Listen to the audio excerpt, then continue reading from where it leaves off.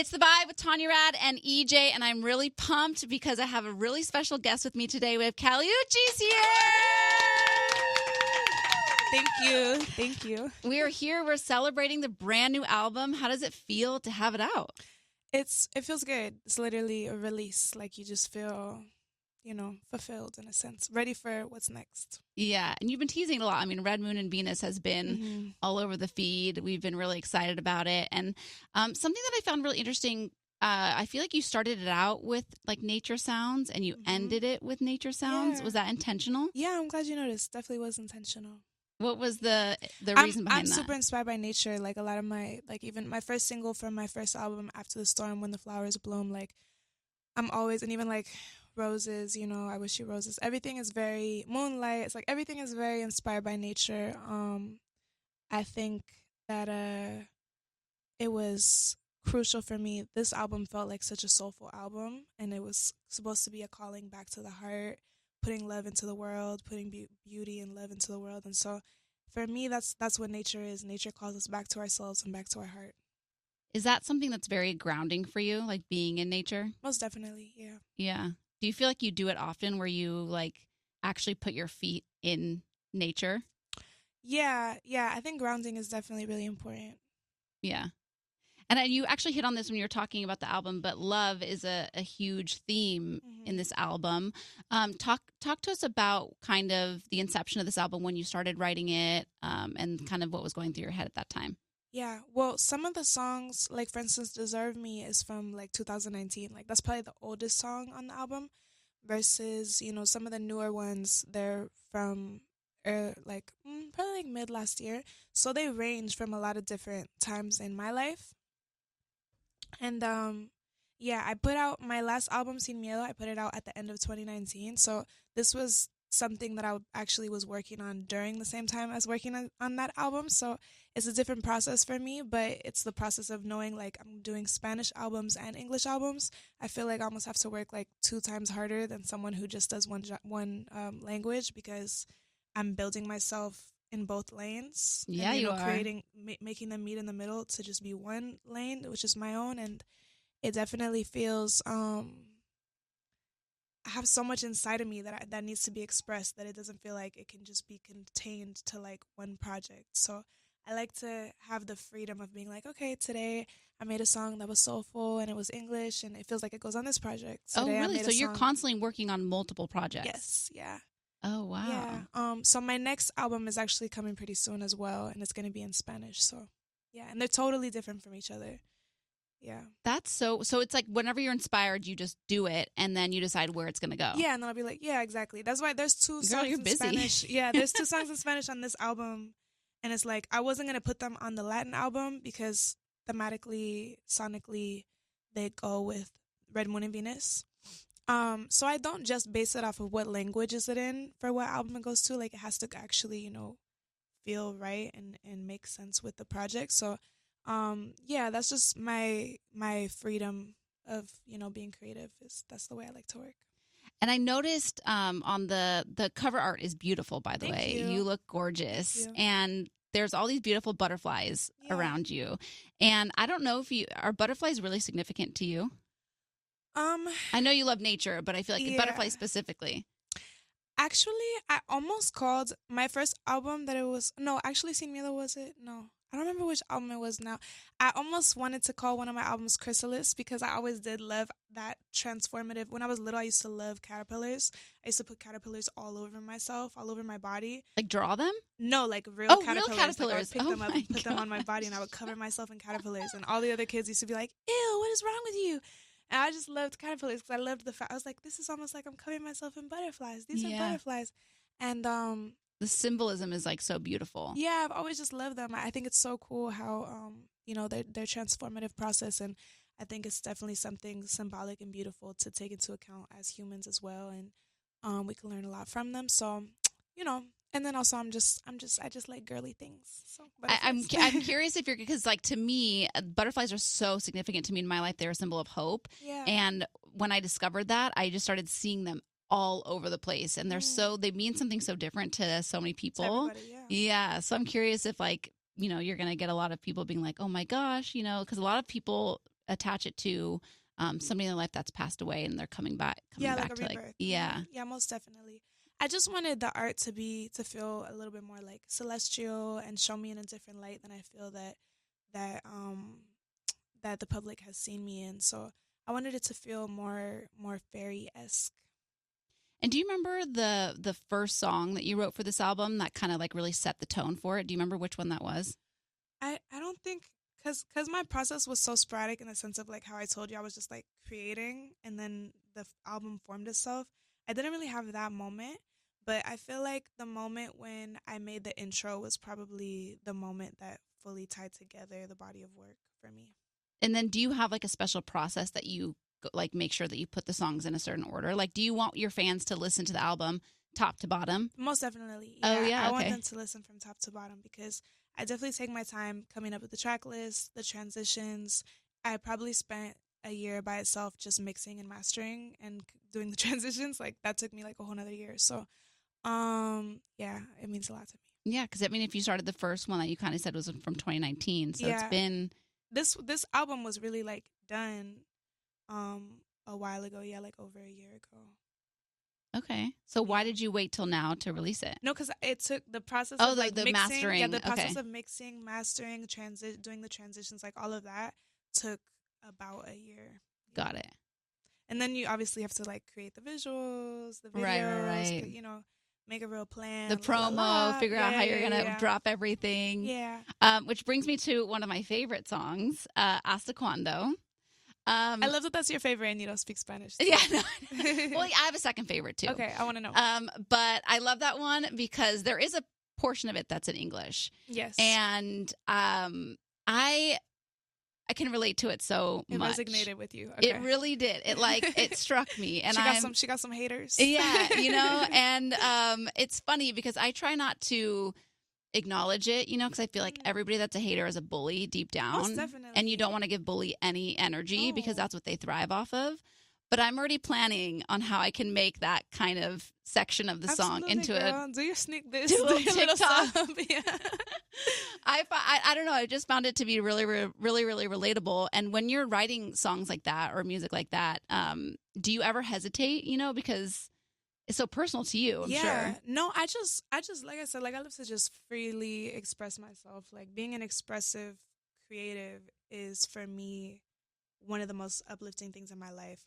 I hate to feel stifled. I hate to feel constricted or to feel like I can't say something or I can't, you know, like that's just the nastiest feeling to me in the world. Like I just want to be free. I want to be able to do whatever I want to do, say whatever I want to say at all times. Nothing else matters to me.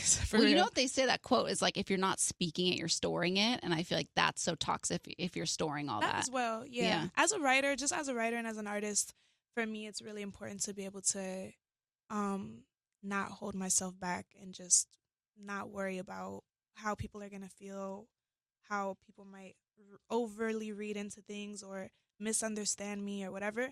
All of that is so important to not care about. Yeah. Easier said than done, though. Most definitely easier said than done. Okay, and then I wanted to talk about my next favorite song, which is Fantasy. Oh, okay. And that's with your boyfriend. Absolutely. And I love that you guys, was that like, how long have you been together? We don't really like to talk about our relationship. Okay. It's okay, yeah. Oh, it's more private. It's like for us. But you guys work together. You've worked together in the past, right? Yeah, we love working together just because it's like a different level of being able to connect, you know, like to be able to make music with each other. It's fun. And so it's nice because you can make music and you can have that. And it's like you have that relationship, but also you made a choice to keep it private and for yourself, which I find to be really important too. Yeah, like the details of our actual relationship, we like to just keep that for us. But we can still be creative together and we can still, you know, because when I go on tour, he tours with me. When he tours, I tour with him. So it's like, so you guys are just like constantly on tour. Basically, yeah.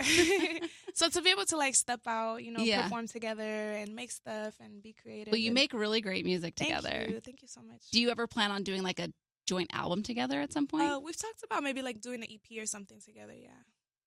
Who knows what happens? So. Yeah. I imagine it's probably really fun to like work with your significant other in that way. Fun. Yeah, because you feel safe and and then I also wanted you to talk about, you know, this. You said that the album is about love in all forms, and I wanted you to talk about why that was important for you to share. Yeah, I think there's just so many different dimensions to love, and I wanted, most importantly, I felt like this album was about just speaking love out, putting that out, and also speaking it from my highest self. So being honest, and I think honesty is about also like acknowledging the downsides of things too. So it's like, there's songs that are sadder like Blue, or that are more, about the um more about the, there's always ups and downs to everything. So For sure. I feel like just every level of it, and even just like the songs that are more just about feeling yourself and self-love and getting more confidence, and like just building up that Like relationship happy with now. yourself. Yeah, I love Happy Now, because Yeah. that's like the positive ending that I feel like it needed, of just being that hopeful, happiness over everything, peace of mind over everything mentality that I love to have. Yeah. I have that same mentality. I like that song a lot too. It's good. It's important. It's important. And I know you're going out on tour soon. Yes. For anyone that hasn't gone to a Cali Uchis show, what can they expect? What can they expect? They can expect that they need to hydrate, drink a lot of water. Okay. Because we don't want people like passing out or stuff like that. I hate to hear like people not being able to get a good experience because they're not like hydrated. Yeah. So we like to make sure that everyone's good. And yeah, it's very, I would say this album is like a bit erotic and sensual as well. And so I think that my show is very much that. Like, it's very sensual. It's very like divine feminine. It's very girly. And we're it's keeping definitely got an energy. For sure. We're keeping it fun as well, because I'm doing Coachella. Like I said, I'm doing my Latin album right after, so I'm going to be teasing some stuff from the Latin album. And yeah, you brought up Coachella. How do you prepare for a show like that? I'm really doing it like preparing for the whole book. Like, I'm doing Latin America Lollapalooza right before Coachella, and then the North American tour. So they're all gonna be the same show, except for Coachella is just gonna have like better production, like, in this terms of the stage design and stuff. Bigger budget. Yeah, but yeah, I think just being able to have fun with it. And one really important thing for me about my shows is to, the same way with my discography, like looking at the bigger picture of how I've been doing like English album, Spanish album, English album, next is Spanish album. That's how I like to do my show. I like to be able to show all the different dimensions, all the different genres, and still have it all flow seamlessly and feel like a cohesive, you could have your moment where you're, swaying with your partner. You could have your little perreo moment. You could have your little everything. So I think just, being able to have all those different levels and still make it like a ride that feels cohesive is the most important part for me. And do you, when you go on tour, or when you put out an album or you put out a song, are you constantly reading comments from your fans, or do you kind of turn the phone off and say, I'm going to let them live with it for a minute and then wait and see? I do love to keep my ear to the ground. I love to see what the Coochies have to say, what are the fan favorites, and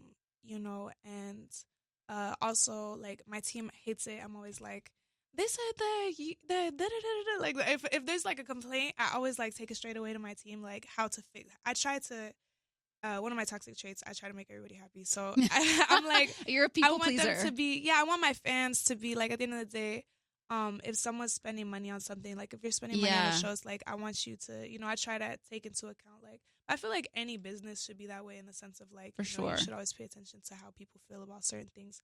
But it is definitely like a boundary, and a boundary that I'm still learning how to build between, like, at a certain point, it is kind of like, okay, y'all gotta relax. Yeah.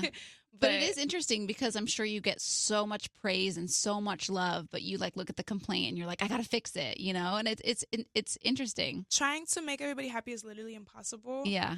And so that's something I always try to take into account, is just be like, well, not everybody. If it feels right for you. Yeah. At the end of the day, like, you can always get your money back.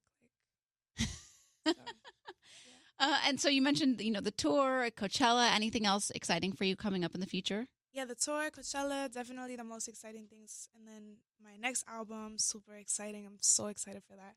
And yeah, I did a music video for Moonlight, so that's coming out soon. We're working on getting that together right now. That's gonna be really cute. And yeah, who knows if another song on the album takes off, then I'll probably do a video for that as well. But I'm kind of just seeing how it plays out and seeing what happens. I read in an article that you were talking about doing a song with Ariana Grande. Is that? We did talk about doing a song together. Oh, okay. Yeah. But you haven't done it yet. Sweet. No, she's working on. Yeah, some she's good amazing. energy. She's amazing. That's like, I don't like listen to pop music often, but Ariana is definitely like a pop artist that I really respect her, and her work ethic, sonically, everything she got going on, I got a lot of love for her. And I met her a long time ago, and she's a sweetheart. So yeah, who knows? Maybe it happens, maybe it doesn't, but both ways, like, much love to her. Yeah, I feel like Dangerous Woman from her has like a little Uchis vibe to it. Okay, I get that. Yeah. Little femme fatale. Yeah. I just wanted to say thank you so much for taking the time to be here. Red Moon and Venus is out. Everybody enjoy it. It's a great body of work. Thank you so much for taking the time today. You.